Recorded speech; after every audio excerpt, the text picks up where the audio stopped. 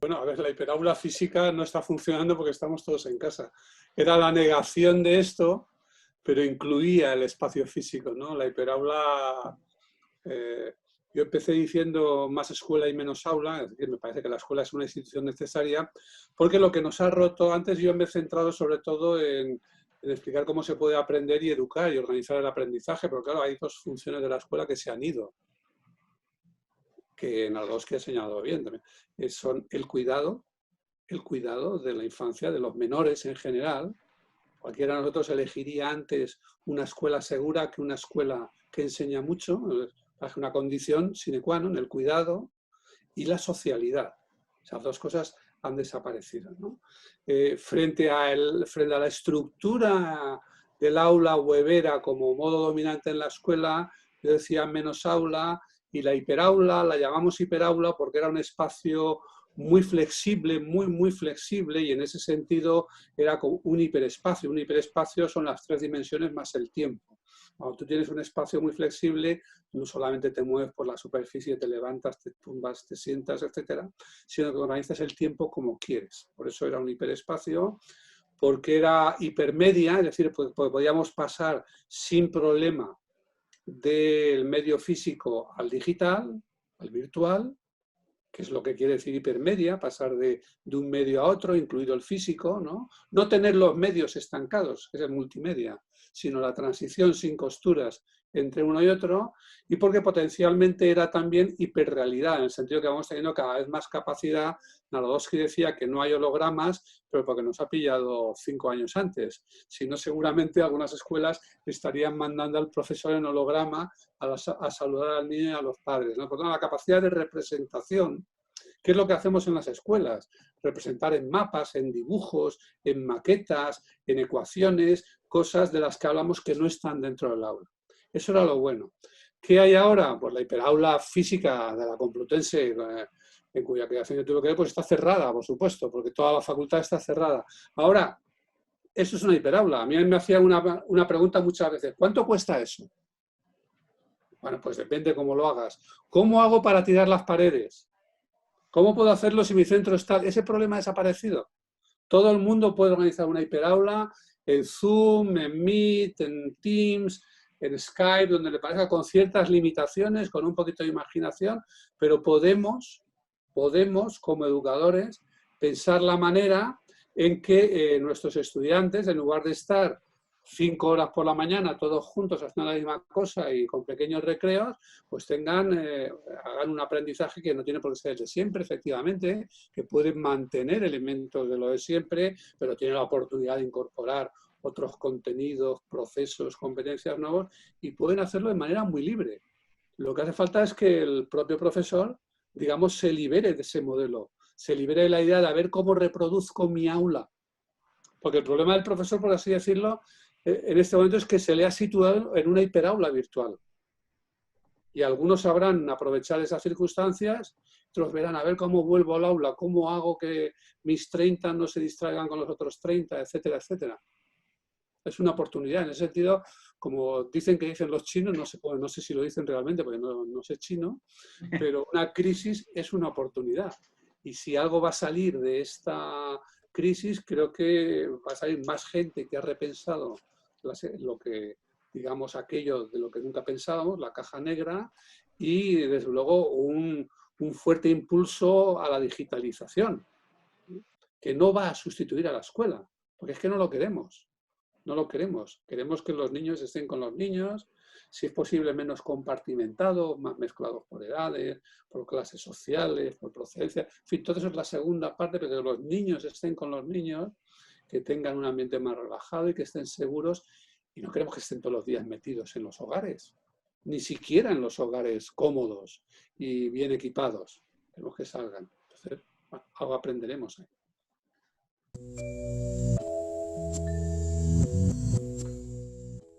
Me parece que hay dos puntos. El primero, por lo menos lo que vemos en el caso argentino, es algo así como el horroris vacuis, el miedo al vacío. Entonces, ¿se acuerdan la teoría del flojisto? El miedo al vacío, el aire le tiene miedo al vacío, el oxígeno le tiene miedo al vacío, y entonces, bueno, finalmente necesitamos llenar. Entonces, de alguna manera hay que llenar los espacios y los tiempos. En algún sentido, yo creo que eso también tiene que ver muchas veces con la autopercepción de las escuelas y de muchos docentes que piensan que siempre están en falta, entonces tienen que demostrar más de lo que efectivamente hacen. Por supuesto, todo son conjeturas, pero me parece que algo de eso hay.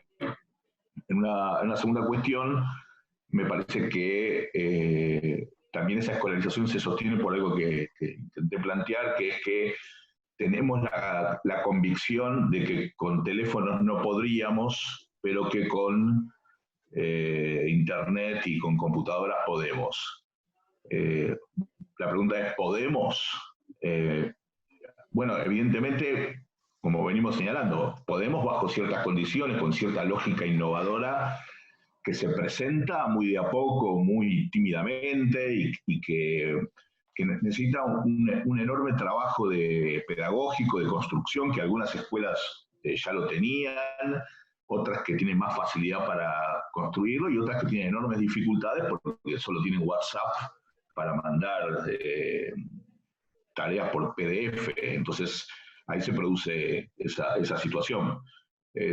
Creo que es un gran error esta bulimia de tareas, de llenar, llenar, llenar y hacer y hacer y hacer. Me parece que es un gran error y que si el encierro educativo se va a prolongar mucho tiempo, como parece que va a ser, sobre todo aquí en la Argentina, que todavía nos queda el invierno y la gripe normal del invierno, me parece que va a ser un callejón sin salida, porque va a llegar un momento en donde eso se va a saturar, donde es muy difícil evaluar, es muy difícil sostener. El teletrabajo docente no es equivalente a cualquier otra forma de teletrabajo por múltiples motivos. Los docentes en la Argentina son, según los pocos datos que tenemos, son más bien de clase media-baja, tampoco tienen grandes espacios ni grandes recursos ellos mismos para poder trabajar, también tienen sus propios hijos, sus propios problemas. Tal vez habría que encontrar un punto medio entre la resignación y el hiperactivismo, un punto medio que me parece que cada escuela o cada docente lo tiene que encontrar por sí mismo.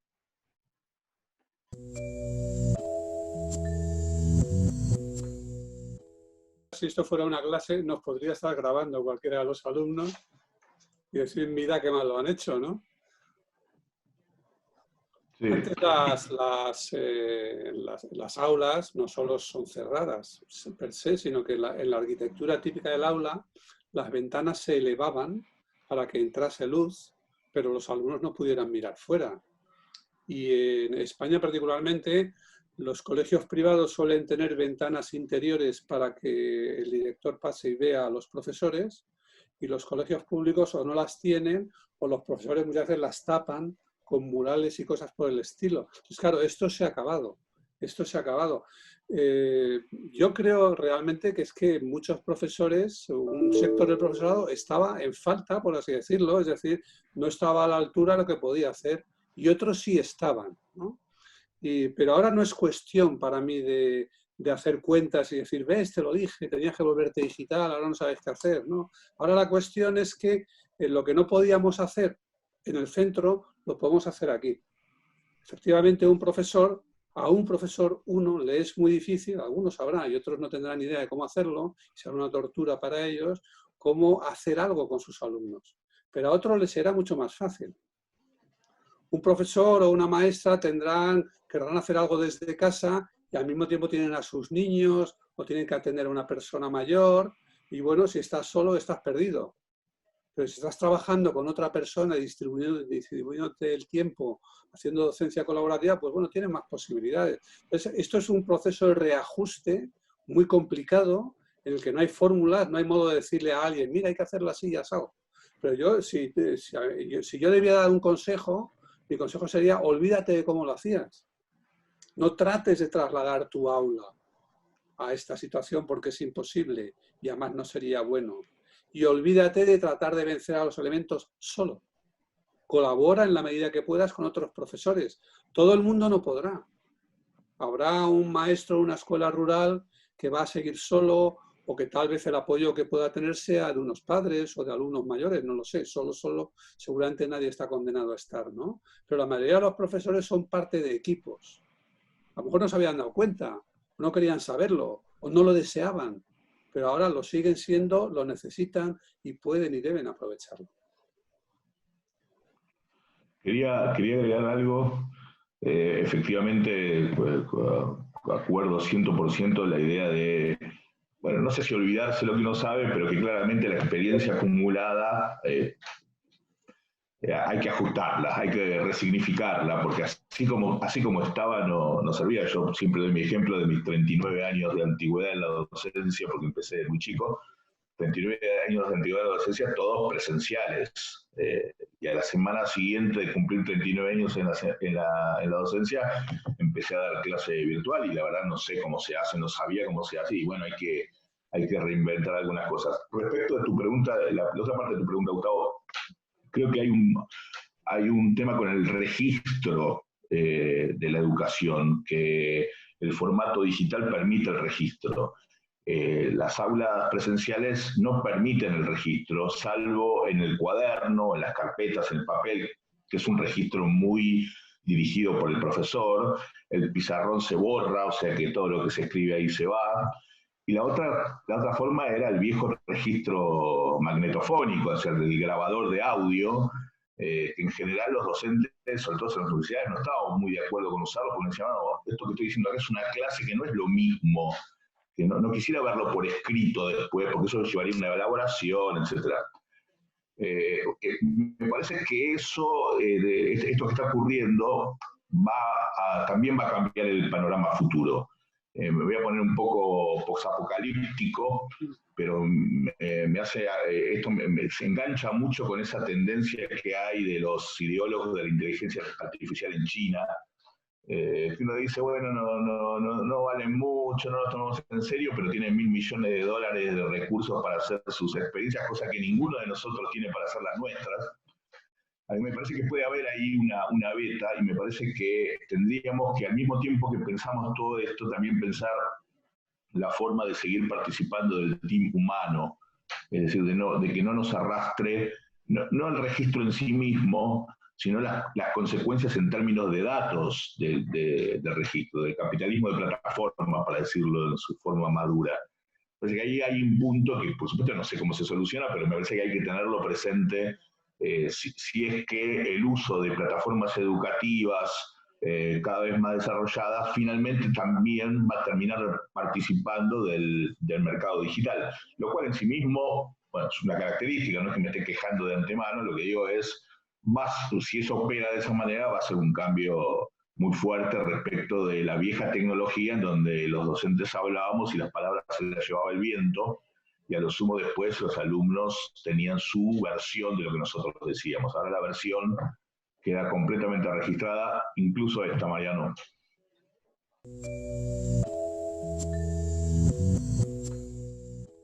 Vamos a volver al viejo orden, pero no ni puro ni duro. Y luego vamos a volver de aquella manera. Quiero decir, está claro que todo el mundo devolvería corriendo a los niños a la escuela. También está claro que una escuela es el lugar horrible para volver a reproducir la pandemia de inmediato. Quiero decir que el grado de concentración, etcétera. Entonces, no vamos a tener a los niños con la orden de no acercarse a 10 metros y los profesores vigilando y fulminando al que se acerque al otro. Eso va a ser imposible. Eso es imposible, con lo cual el regreso a la escuela, pues ya veremos cuando se plantee la posibilidad de que se puede volver, pero me parece difícil que, excepto alguna excepcional escuela de ricos muy ricos, se pueda volver de cualquier manera, porque la arquitectura no está hecha para eso. Entonces, cualquier forma de regreso gradual, parcial y tal, encaja mal con cómo regresarán los padres, que eso sí podrán volver de otro modo al trabajo. Entonces eso va a ser bastante complicado. O sea, volveremos al mismo tipo de escuela, pero el regreso mismo va a ser muy complicado. Ahora también quiero pensar que cuando volvamos habremos aprendido algo. Yo comparto en alguna medida los riesgos y los peligros de lo digital, pero bueno, me interesan y me gustan mucho también las ventajas, ¿no?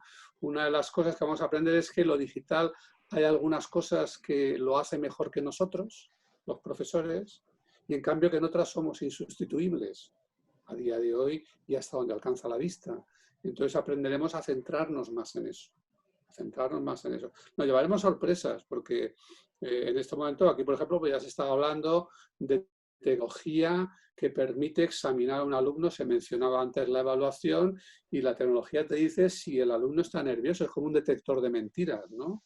Te dice si está copiando, está engañando, está soplando a alguien o cosas por el estilo. O yo estaba ahora en el INAP donde estoy, como tenemos mucha formación de funcionarios que están lejos y que no se les puede traer así como así, de la misma manera que otros alumnos a otros aprendizajes, pues estaba pendiente de un aula para enseñanza en línea muy potente que incluye, pues no era mi intención utilizar eso, pero te puedo decir que incluye un software que te dice si el alumno está atento o no.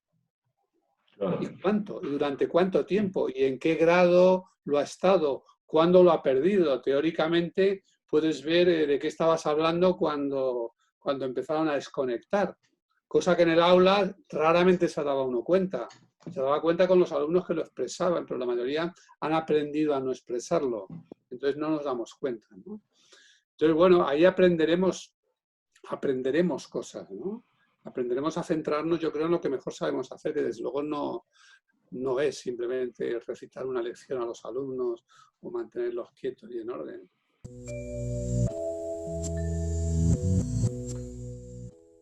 Ese es el punto que yo señalaba cuando decía que todos esos problemas la escuela los tiene solucionados. O sea, les da una solución en términos de tiempo, en términos de espacio, en términos de gradualidad, en términos de secuencia, qué se hace con las personas con discapacidad, qué se hace con los varones y las mujeres, qué se hace con... Bueno, nada, tiene una respuesta de 300 años para cada cosa, algunas mejores, otras peores, algunas que quedaron en el tiempo, otras que se van actualizando, etcétera.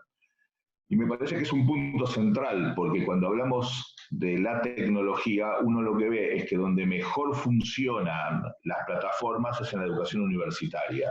¿Y por qué es donde mejor funcionan? Porque estamos hablando de personas autónomas que en punto uno están ahí voluntariamente, la mayoría, algunos no, pero la mayoría está voluntariamente, no está obligado a estar, y segundo que tienen una capacidad autónoma más o menos independiente para tomar decisiones y decir me voy a sentar a estudiar. Esto a medida que va bajando la edad, va ganando obligatoriedad y va perdiendo autonomía. Incluso lo de la autonomía en ciertos momentos de la adolescencia, creo que por más que tengan más edad también es bastante complicada. Entonces, me parece que por lo que uno está viendo, es muy difícil despegar en este momento de aislamiento, en los chicos más chicos, en los adolescentes más chicos, despegar el trabajo escolar de la presencia del adulto, la presencia de sus padres. O sea, y en eso es lo contrapuesto a la escuela, porque en la escuela nosotros los papás entregamos a nuestros hijos a otro adulto y nos entendemos. Acá esto no existe. Ahora, también es cierto que esto es un momento de aprendizaje muy fuerte y que tal vez algunas soluciones vayamos encontrando en este momento. Me parece, y también en relación con la pregunta anterior, que hay dos cuestiones. Una es cuánto dura el aislamiento. No es lo mismo que esto sea rápido, en donde yo creo que sí, o sea, si esto dura 3 o 4 meses solamente con muchas comillas, pero es así, yo creo que probablemente volvamos a una escuela más o menos pura, más o menos dura, y aquí no ha pasado nada, salvo algunos sectores que sí pueden aprovechar esto con mayor reflexividad.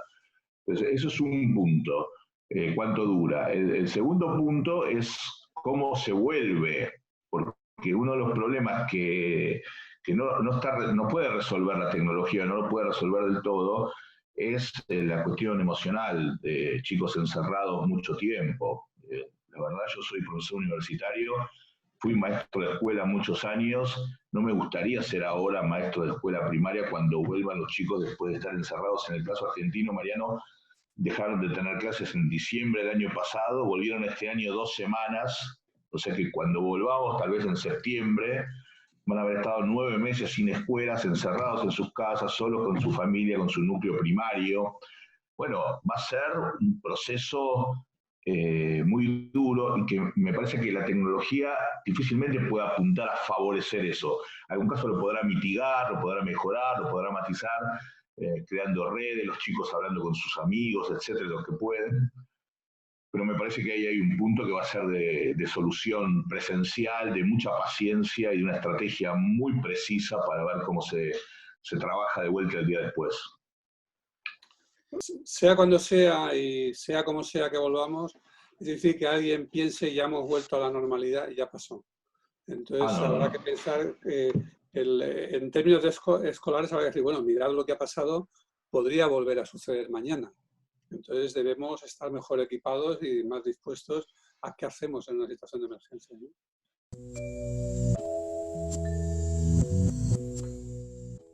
Para mí, una de las cosas que hay que hacer en este momento es esto que estamos haciendo nosotros, es tratar de entender, no pontificar, sino tratar de entender, poner nuestras dudas y avanzar en lo que pensamos que tenemos alguna certeza, pero paulatinamente. Me parece que esa es una cuestión muy importante en estos tiempos que por lo menos lo que se ve acá por el Río de la Plata, Mariano, es un nivel de ansiedad que nunca antes habíamos visto por parte de las escuelas y los docentes. Realmente es llamativo, que está generando mucho estrés en los docentes, mucho estrés en los chicos, mucho estrés en los directores de escuelas estatales y privadas, problema de la política que tampoco sabe cómo lo va a resolver. Me parece que como nosotros aquí en la Argentina todavía tenemos un tiempo, me parece que ese tiempo hay que dárnoslo para la reflexión, para establecer vínculos y para poder ir encontrando respuestas de esas que vos decías antes, ¿no? O sea, la experiencia que tenemos nos sirve parcialmente. Así que hay que pensar de nuevo. Gracias. Yo confío y deseo que esto nos sirva para recordar lo que en sociología llamamos las funciones latentes, que además suelen ser algo así como las oscuras y ocultas de la escuela. Me refiero a las buenas, o sea, me refiero a lo que antes mencionaba del cuidado y la socialidad. Esos son dos grandes activos de la escuela. La escuela ya nos pasamos mucho tiempo discutiendo si somos mejores enseñando, transmitiendo información, si lo digital puede o no puede, y realmente hay cosas que puede y cosas que no puede, ¿no? Entonces yo creo que el lado bueno de esta crisis, que desde luego sobre todo tiene lados malos, ¿no? Pero el lado bueno debería ser, y deberíamos aprovecharlo, que nos permita entender qué es lo que realmente es imprescindible de lo que hacemos, qué es lo que era óptimo hacer así y qué es lo que por el contrario era perfectamente prescindible, era subóptimo o incluso era negativo. Y bueno, si aprendemos algo de eso, pues las escuelas del día después deben ser mejores simplemente por cómo funcionaremos en ellas, si hemos aprendido algo.